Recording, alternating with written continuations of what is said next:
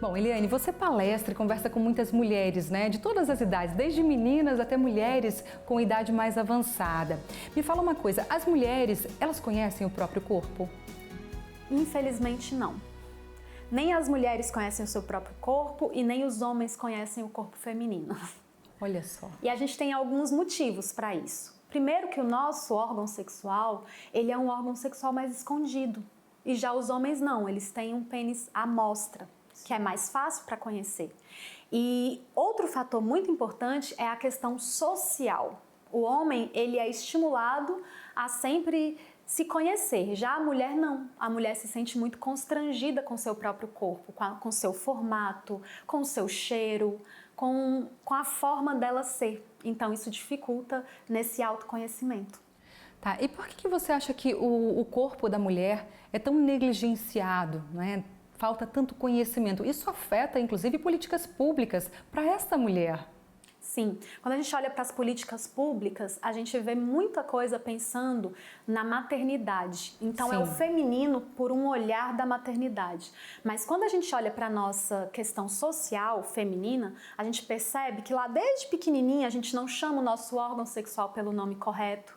A gente percebe que uma mãe, quando vai dar banho em uma filha, ela já faz careta, ela já faz, tá sujo, é fedorento. E tudo isso vai fazendo com que a mulher, ela tenha vergonha do seu próprio corpo. Ela não se conheça, ela não se sinta bem. Então, eu costumo dizer que é muito mais um fator social do que de fato biológico ou hormonal. As mulheres socialmente, elas são mais podadas para não se conhecerem.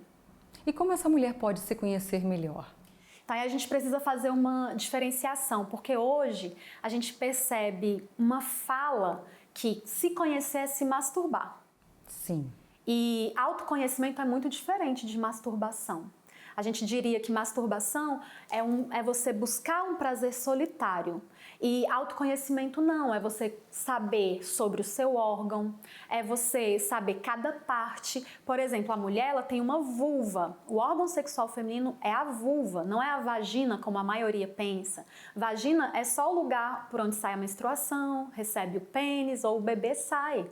Então, a gente precisa entender essa vulva, grandes lábios, pequenos lábios, clitóris. A gente precisa entender mais sobre higiene íntima. A gente precisa saber como é que funciona esse órgão sexual. Então, o conhecimento, ele vai fazer muita diferença para que essa mulher se sinta bem com o seu próprio corpo.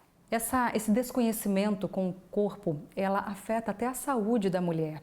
Uma certa vez uma amiga me perguntou, Darcy, apareceu uma bolinha aqui no meu seio e tal, e eu não sei o que pode ser. Eu falei, bom, em primeiro lugar você vai procurar um médico, porque se tem alguma coisa diferente você precisa procurar um médico. Mas eu falei assim, mas como que era a sua mama antes? Tem mudança no formato? Porque isso pode ser incidência até de um câncer, né? A gente sabe aí que na questão do câncer de mama pode afetar o formato do seio. Ela falou, mas eu não sei como que era o meu seio antes. Ou seja, a mulher não se olha no espelho, nunca colocou um espelhinho lá embaixo para ver como que é a vagina, ou a ginecologista nunca mostrou na TVzinha lá no monitor como é a vagina. Isso implica na saúde da mulher também, né? Com certeza. A gente sempre deveria pensar assim, a gente deveria sempre ter essa clareza desse comparativo. Sim. Então, se eu acompanho o meu corpo, se eu acompanho o meu formato, se eu acompanho o tipo de secreção que eu tenho, eu vou saber se isso está saudável, se não está, se merece uma atenção médica ou não, é algo normal. Então, o autoconhecimento, ele envolve tudo isso. E a gente precisa ir atrás desse prejuízo social. Exatamente. Muitas mulheres pensam que, por exemplo, a urina sai pelo canal vaginal. Não, você tem uma uretra. Gente, é só a gente estudar um pouquinho, né, sobre anatomia, porque isso é conhecimento e é saúde para nós. Um outro tabu entre as mulheres, né, entre a sociedade, é a menstruação. Inclusive, você contou um pouquinho, né, que você se sentiu constrangida de falar para sua mãe sobre a primeira menstruação. Eu passei pela mesma situação. Tenho certeza que muitas meninas já passaram por isso, de se sentirem mal, têm vergonha de menstruar. Uma coisa orgânica, né, de Deus. E eu queria perguntar para você, como a gente pode romper esse bloqueio, até essa vergonha de falar sobre menstruação, de menstruar? Imagina, eu escondi da minha mãe 3 meses que eu tinha menstruado. E o que é que isso mostra? Isso mostra que eu não tinha abertura, eu não tinha uma conexão para conversar com a minha mãe sobre esses assuntos. Sim. Então, por que é tão importante educar os nossos filhos sexualmente? Porque a educação sexual abre esse lugar de fala, essa tranquilidade em abordar qualquer tema.